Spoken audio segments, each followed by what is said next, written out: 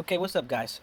I'm here to tell you about the love of God, and this is about why it's hard to understand the Bible and the religion, and why a lot of people hate it the most is because it says in the Bible to kill children and women and to destroy these Canaanites utterly. The point is, I'm trying to show you how to understand the God of the Bible and try to help you understand why he allowed to kill these children. So just understand that it's not that the people literally wanted to kill the children.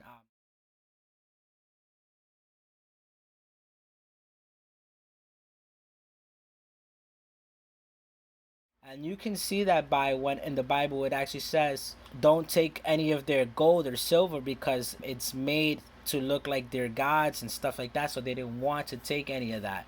Now, why would people make stuff like that up? If you was to read the Old Testament, of course, there's no actual real evidence of God, but something seems more obvious that it's something else when it seems like as if humans couldn't write such a thing. So I'm gonna get into to explain to you why they had killed the children. Basically, the people they were the Canaanites. They were mediums. They had believed in different gods.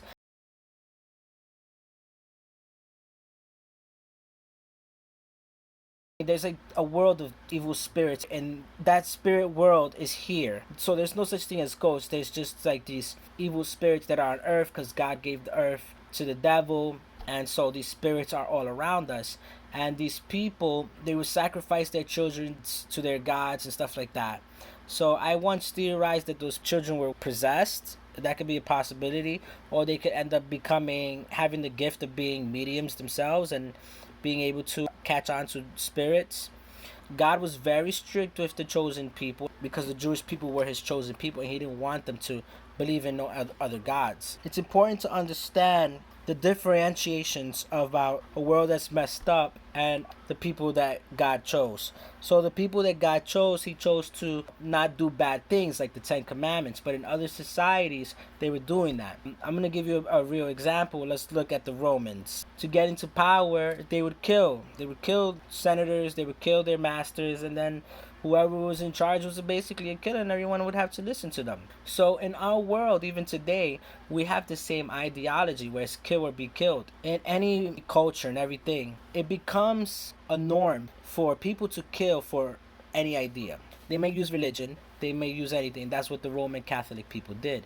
They took on the religion of God and they killed in the name of religion. So it's not religion's fault. Now we can take politics and people can kill in the name of politics. Hitler, he killed in the name of race and stuff like that. So people take on these other spiritual concepts to kind of govern and keep peace among the people, but at the same time, they use it also to kill. And so these societies become very tainted with all of this bad stuff. They have mediums, idolatry, incest. They're pagans. They believe in many gods. And the many gods that are out there, some of them are actually demons. So God didn't want that to get into his culture of the upright people of God. It was a land promised by God to the people.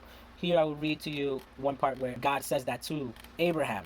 Know for certain that your offsprings will be sojourners in a land that is not theirs, and will be servants there, and they will be afflicted for 400 years. And they shall come back here in the fourth generation, for the iniquity of the Amorites, one of the Canaanite clans, is not yet complete. So basically, he let them be the evil ways that they were being for about 400 years, and it wasn't complete until the Jews would come back to Israel, where the Canaanites were. And so that's why God had to destroy them utterly. Now, when it comes down to his children, like I said, it's a psychological thing.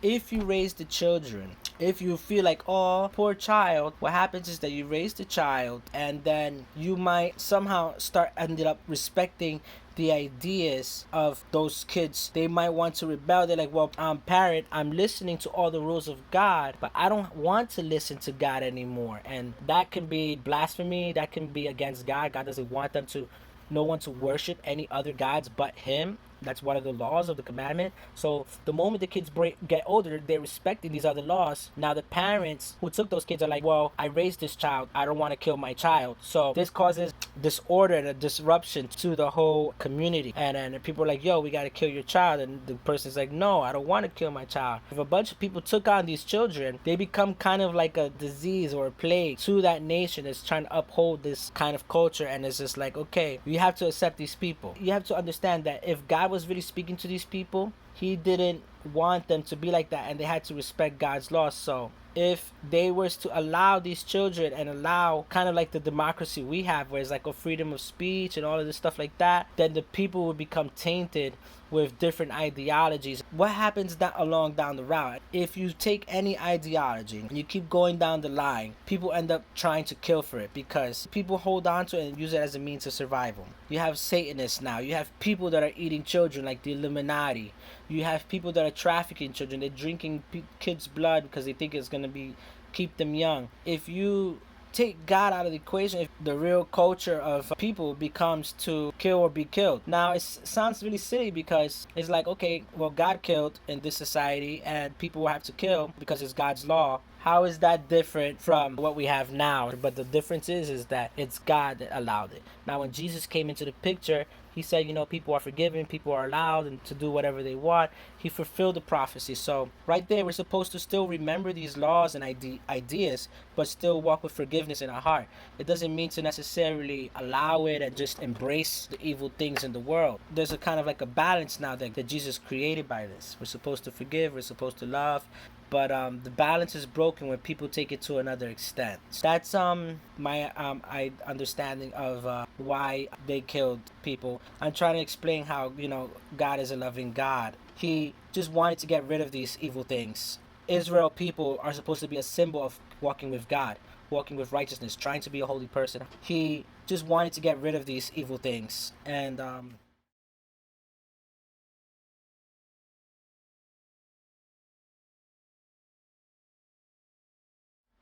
I'm not going to read to you this whole thing about Deuteronomy 7 because it's really long. I suggest that you just read it, get an idea of how God didn't want to allow the Jewish people to allow a different religion in. So you can see how crazy God was about the people being his chosen people.